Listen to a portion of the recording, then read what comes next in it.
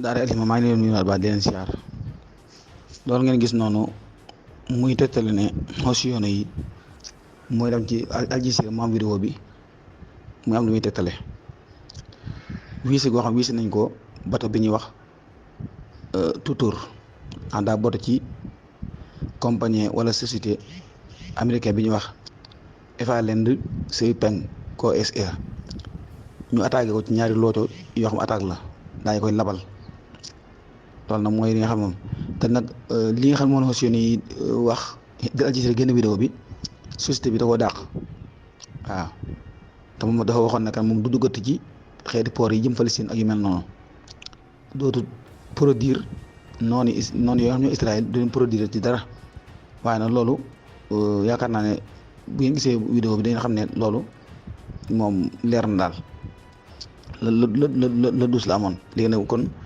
lu ñu wax rek ñoom boo demee tuuti da koy weddi day leer naññi seenu fen moom kenn mënut a xam bëriwaay gi ni mel kon moo nekk noonu nga gis ko muy bato boobu yi nga xam ne nii ci Méditerranée bi la fi lañ ko wiisee waaw wala kii safara mer Rouge laax waaw kon loolu lu am solo boo xam ni taxawaay bu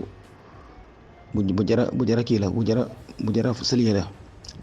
kon force d'armée bu Yaman yi ñi ngi avertiser bépp société boo xam ne nii engagement yi nga xam ne nii moom lañ wax respecté wu ko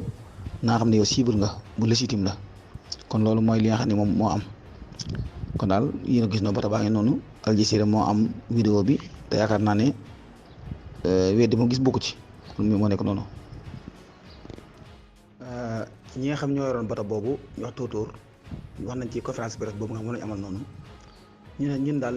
ginnaaw bata bi ñu ko attaqué moom leneen la ñuy wax lu bokk tak attaqué nañ ko attaqué wuñ ko ndax attaque bi moom dañoo bett ci ay drone liñ bëgg nag mooy ba ñoo mën dellusiwaat ci mer Rouge ak ay ci ay bateau yi kenn xamul moom dañoo bëgg a noppalu ay weer ndax soog bi ñu dal amuñu woon benn possibilité bu dul rek làqatu moo tax ñoom dañoo daw dem Philippines lañ nekk waaw ñun daal ay weer la ñuy toogaat ngir mën a nekkaat récupérer liñ ñàkk te it attaque bi moom xamuñu fu ñu jógee te mënuñu woon def dara kon ñoom moom duñu ko defati bateau bi ñu leen attaqué nee na dañoo làqatu fexe ba kii rëcc ci ni ñu waxee ñoom nag nee nañ waxuñu delluwaat ci tàng waaye ay weer lañ bëgg a récupérer waat ci soog bi leen dal ok vidéo boobu ma dugal muy taxaalafa isdihaar mooy li ñuy wax alliance pour la prospérité nga xam day sàmm seen dignité ko aar mu ne dafa am ay jafe-jafe kon laaj na ñu leen taxawu gën leen kii ndax coalition boobu yi nga xam ñoom lañ def noonu am na menace bu métti boo xam ne jóge Xosiyone yi nag li ñu wax ne mooy indi ci mer Rouge mësuñoo gis lu ko am mësuñoo gis ko def loolu kon nag Amérique tamit teggi gi nga xam ne nii moom la conteneur yooyu teggi ay milliards de dollars la ko perte loo gasoil bi tamit ak li carburant bi ñu jëfandikoo di gën a yéeg di augmenté bu baax kon nag laaj na daal ay yeneen taxawaay yoo xam danañ aar ñooñu ba daal ba doo kii loolu nag mel na ne